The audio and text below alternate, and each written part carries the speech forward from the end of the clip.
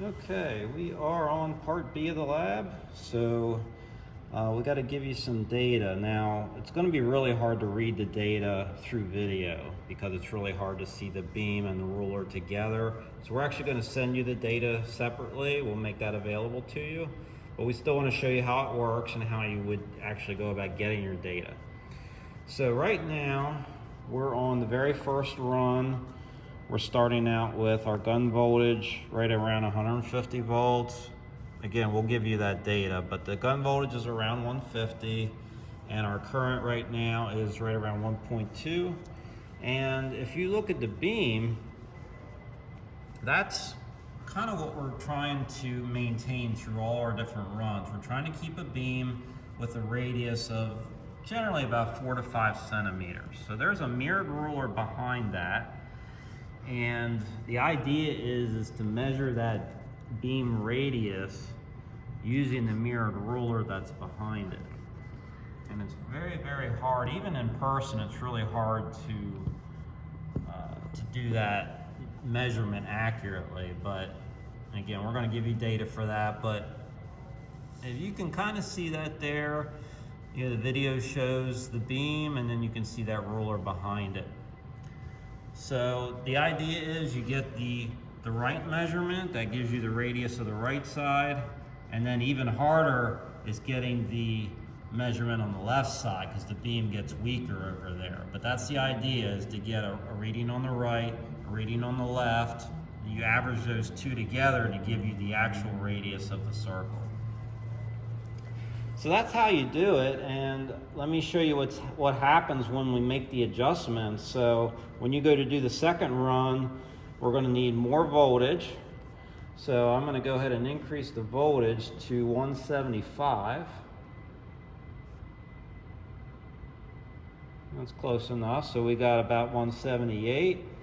And so far the current didn't change, and I don't really have to change the current, but notice that the beam radius got larger, and that's actually okay for this. So that would be good enough for us to get our second data point, which again we'll provide that to you, but the beam is still making a full circle inside the bulb.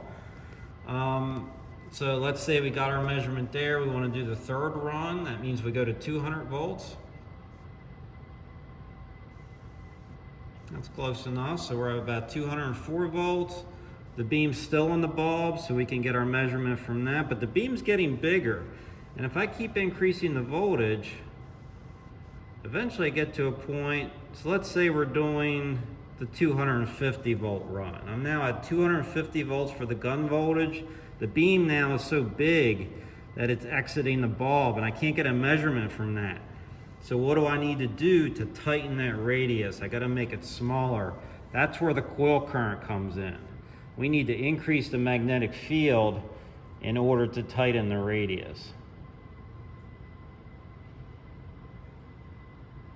So right there, now the current went up to around 1.4, and now I got the beam fully back inside the bulb again. So that's basically how we take our measurements. So we will provide that to you.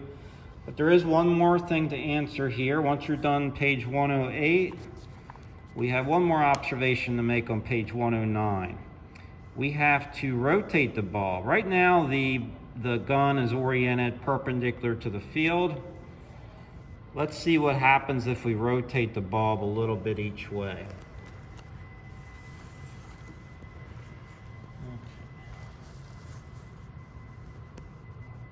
Okay. All right, so there's your beam, and I'm gonna turn the bulb something like that. Try to get a good orientation here. So yeah, that's not too bad. So we're trying to give you a little bit different perspective here just to kind of see what's happened. Let me just kind of keep rotating it a little bit. So just kind of notice what's happening. There it's perpendicular. And just notice what happens when I change that gun orientation. So you want to try to explain what's happening there and why it's making that kind of a shape. So I can go either way, a little bit that way, a little bit that way.